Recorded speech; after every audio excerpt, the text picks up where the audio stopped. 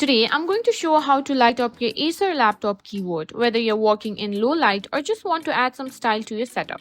It's super easy to get your keyboard glowing, so let's dive right in. First, locate the keyboard backlight key. On most Acer laptops, this key is usually represented by a little sun icon or a keyboard icon with light rays. It's often found on the F3, F4 or F5 keys. You might need to check your laptop's manual if you're not sure where it is. Step 2. Press the function key with the backlight on.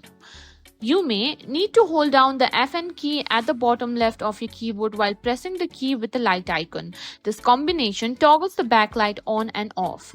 Here, press FN and F4 key simultaneously. If your keyboard has multiple brightness settings, you might have to press the key several times to cycle through them.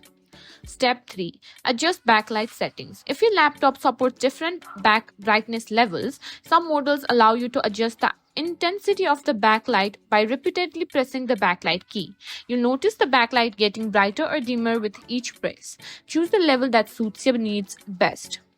Step 4. If you don't need to see any light or the keys don't seem to work, check your laptop's manual or Acer's support site. Some models may have different methods or might require specific drivers to enable keyboard lighting.